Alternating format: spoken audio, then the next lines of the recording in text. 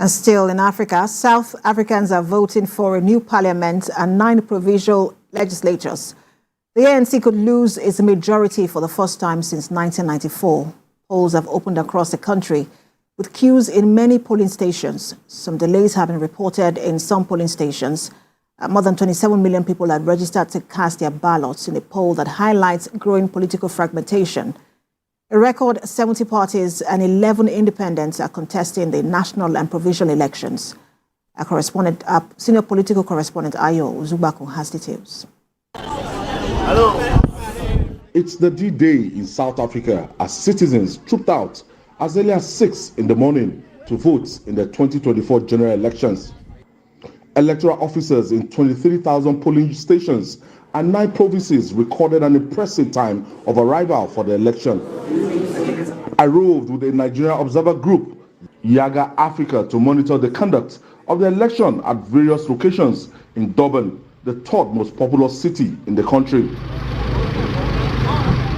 The team was led by the program's director of Yaga Africa, Cynthia Mbamalu. Our first port of call was Stonebridge Community Hall in Phoenix, Durban. It's a community dominated by Indians. The voter management device, VMD, which is equivalent to Nigeria's bimotor voter accreditation system, BVAS, was deployed for the election. They're not voting. Voters took turns to register and collect 3 ballot papers for the national and provincial elections. One good thing about this exercise is the level of organization and orderliness that you can find everywhere around Durban. The election started, electoral materials got here well ahead of 6 a.m. in the morning.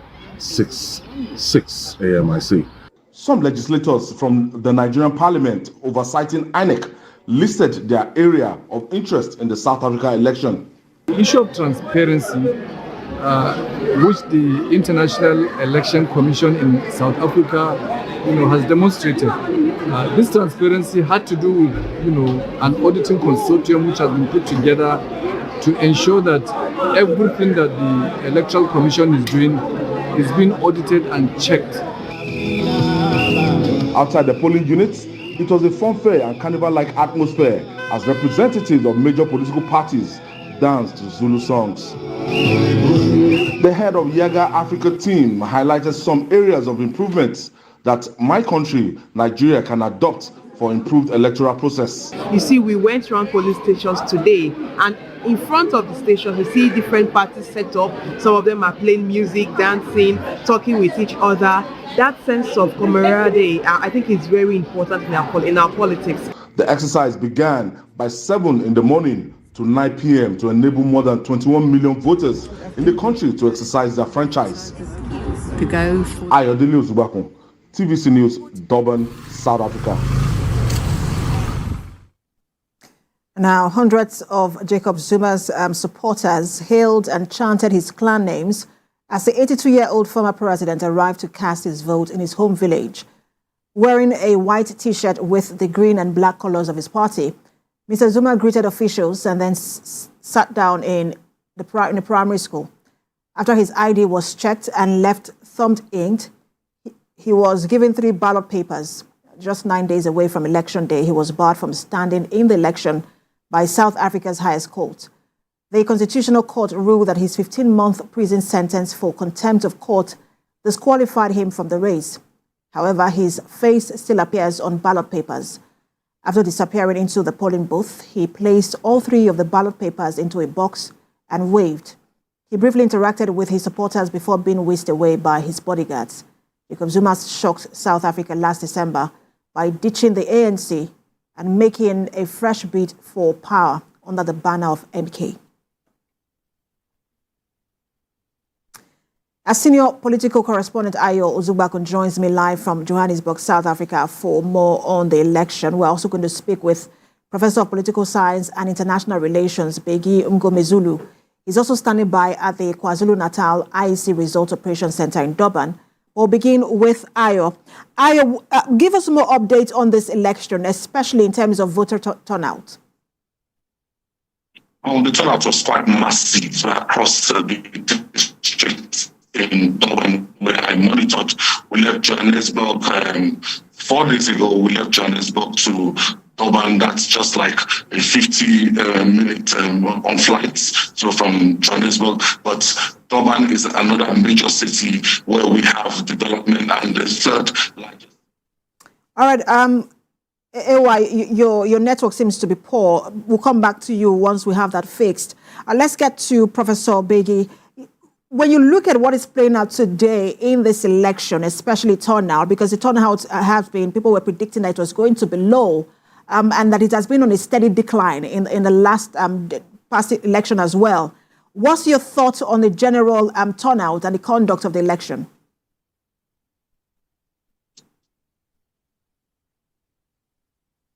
Professor Beggy, the question is for you.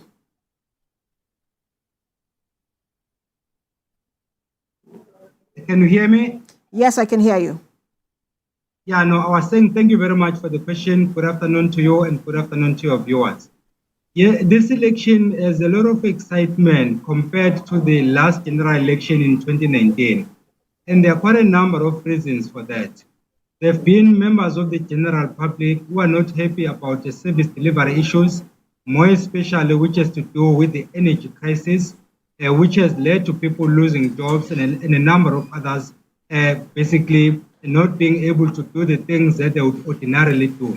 So out of a disgruntlement, then the number of people who registered for this election seemed to be higher, and the youngsters, for the very first time, seem to have registered in their numbers, which then tells you that they are prepared to change the current situation through the ballot. And that is very encouraging, because in the past, they've stayed away from elections, but then they'll complain about issues that government was not delivering to them. So this time around, they seem to have come on board. And most importantly, for the very first time in our political dispensation, we have independent candidates contesting this election, something that is unprecedented, which then makes this election very important. And then lastly, we have just mentioned the former President Jacob Zuma. He has basically formed his own party, Umkhonto weSizwe Party, which has caused an upset not just to the ANC, the governing party, but also to the Inkatha Freedom Party, IFP, which is wanting to dominate KwaZulu-Natal. So we'll watch with a keen interest when results start trickling in tonight, and then we'll see how each of these parties has performed. And I like that you mentioned the young stars, because the ANC, the sympathy for the ANC came from its role in the apartheid era. But most of these youngsters you have mentioned were born after the apartheid era. They're actually called the freeborn because they were born after the apartheid era. How do you think they would likely vote, and what would inform their choice? By and large, my sister, I don't anticipate the majority of the youth voting for the ANC. Not because I hate the ANC, as some normally say, but because I'm just stating facts. These youngsters have no history of the ANC as the liberation movement. We do, because we are the older people compared to them, and we can always relate to the ANC liberating this country, working together with other political parties. But with these youngsters, they judge the ANC based on their current performance. If they finish their qualifications at tertiary level and they can't get employment, they will blame it on the ANC. If there is an energy crisis, they will blame it on the ANC. Not to say that the ANC is the worst performing political party, but because of the sins of incumbency. The fact that the ANC is currently the governing party, so anything that goes wrong from government is then accredited to the ANC as the governing party. So these youngsters then would want to go to other political parties. You might have seen when the Economic Freedom Fighters was formed, they flew to the EFF, and then when the DA also started making its presence felt and giving youngsters an opportunity, some of them went to the DA. So which means, therefore, that the elderly people who have traditionally voted for the ANC, if they change this time around and vote for other political parties, and then you have the majority of the youngsters voting for other political parties other than the ANC, then the ANC will be on the receiving end. And how strong is the dissatisfaction or discontent with the ANC? And is there a possibility that the political dominance of the ANC will be upended in this particular election? Absolutely, my sister. I can answer that question unequivocally. Because if you look at why and how the ANC has been winning the elections, it's not because it has been getting strong, but it's because the opposition has been in disarray. And if you look at the fact that they've gone from 265 seats, at one point, in fact, they got 278 seats, then 265, then 249, and then in the last election, 230, which was 57%. That tells you that the ANC has been on the downward trajectory, but it has still been barely winning the election. And this time around, there are so many competitors, as you indicated at the beginning, that you have about 70 political parties, and you still have independent candidates. And then with the fact of the youth coming in, then it means that chances of the ANC getting the 50+1 threshold are very minimal. So I would say that disgruntlement is indeed an issue because people are looking at their current circumstances and they've forgotten about the history of the ANC as the liberation movement. And this election has been described as the most consequential election in decades. In South Africa, why is that? There are a number of reasons. One, if you look at a province like Gauteng, which would include Johannesburg, currently in terms of the number of people who are registered, it is the highest. And the second highest is then KwaZulu-Natal with 5.7 million. And then the majority of political parties have been flocking to KwaZulu-Natal. The president of the ANC, for example, came to KwaZulu-Natal 3 times, something that is unprecedented, which shows that having considered the previous elections, the ANC has realized that it is losing support in Gauteng. And then if it were to lose support in KwaZulu-Natal, then definitely there is no way it could win this election. So there is general interest in KwaZulu-Natal, 1, because of the number of people who are registered, 2, because of its economic muscle, which comes second after Gauteng, and then 3, because of the ports that are in KwaZulu-Natal, more especially the one in Durban and the other one in Richards Bay. So it becomes one of the economic hubs of the country, and therefore everyone will want to get it. But most importantly, KwaZulu-Natal has always been the biggest province for the ANC in terms of support.